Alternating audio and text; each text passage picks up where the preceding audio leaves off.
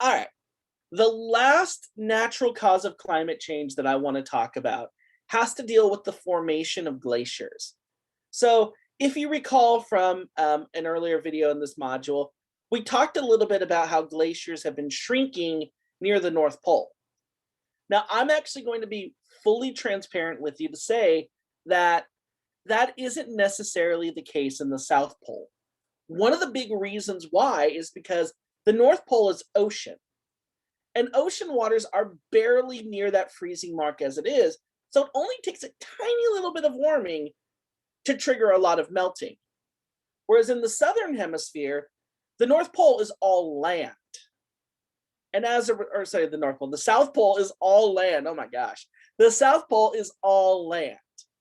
And as a result, the South Pole, the air near the South Pole and the land near the South Pole is a lot colder because land can get a lot colder than ocean can. As a result, a little bit of warming doesn't necessarily cause a lot of melting. Here's what it does cause, though. What it does actually cause is more stormy weather. A warmer world is a wetter world, and our North and South poles are actually expected to see the bulk of that. So how does that actually affect glaciers? Let's talk about it. So first off, glaciers are composed of fallen snow. In areas such as Antarctica in particular, where the temperature very seldomly rises above freezing, that snow, once it falls, it's there. And it may be there for centuries, millennia, or so on. And as snow is piling up, that causes it to compress because of the additional weight. Compressed snow then results in compressed snow then results in it basically turning into solid, thickened mass of ice or glaciers. Now, that being said, glaciers grow when there's more snowfall than melt.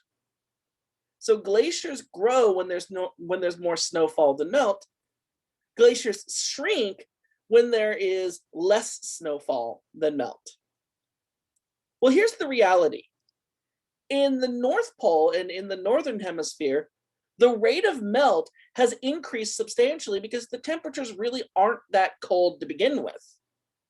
The ocean water below is right near freezing, and so it melts pretty quickly. And so we've seen a situation where in the North Pole, yearly snowfall has become less than snowmelt. And as a result, glaciers have decayed. However, in Antarctica, a warmer world is a wetter world. And so therefore, there has been more snowfall. Now, because Antarctica is land, there's more snowfall. Yes, there's a little bit of warming, and that does cause a little bit of melting. But really, the impact has been because there's more snowfall, there's more glacier growth happening there. And so people oftentimes will quickly say things like, well, Antarctica's glaciers are growing. That means climate change is fake. Actually, no, it is a symptom of climate change. Enhanced stormy weather enhances the amount of snowfall. And because Antarctica is land, it doesn't heat up or it's way below freezing. And so adding that little bit of heat doesn't heat it up enough to trigger melting, or at least to trigger a lot of melting. So we've seen more snowfall than snow melt. And so glaciers in Antarctica have actually grown. This is an image of a glacier. This is the Perito Moreno Glacier in Argentina. In Argentina. So this is in the southernmost tip of South America, like America, but south, hanging out near Antarctica. And not only is current climate change affecting how glaciers grow, but the change in how seasons work also affects how glaciers grow. If you remember from an earlier video, we talked a little bit about the Milankovitch cycles. Eccentricity, that's the shape of Earth's orbit. Obliquity, that's how tilted the axis is. And precession is where the axis is pointing. Well, when you add those three things up, eccentricity, obliquity, and precession, those things actually change how intense our seasons are. They change how intense our seasons are.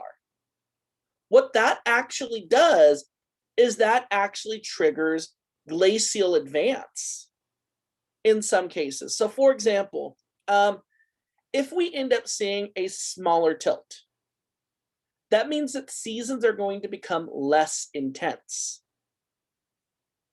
That means that seasons are going to become less intense. That results in warmer winters. Warmer winters are going to result in more snowfall. And then in the summertime, with these less intense seasons, we are going to see summers that don't get as warm due to less insulation, and that's going to result in less melt. So ultimately, what happens in this sort of situation where the northern hemisphere now sees less intense seasons, we are actually going to see more glacial advance.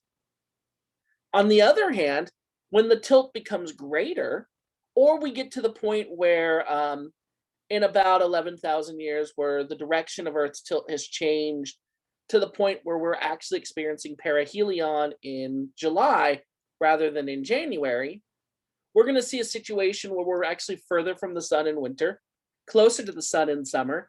That's actually going to allow for colder winters, which are going to result in less precipitation, and warmer summers, which are going to result in more melt. So even if we did nothing, that will happen in about 11,000 years, and that's actually going to result in glaciers shrinking. That's going to result in glaciers shrinking, and either one of these things could trigger a positive feedback loop because of the glacier's albedo. So when glaciers melt, that means Earth's albedo declines. That means that we warm up even more. When glaciers advance, that means that Earth's albedo increases, and that means that Earth cools down a little bit more. So with all of this said, I'm kind of hinting at where we're going next. So where we're going to be going next is we're going to be talking a lot more about how, about what some of the consequences are of climate change and what are some predictions for the future. So that's what we're going to be talking about next time in the next module. Until then, thank you for watching, and I will see you in the next module.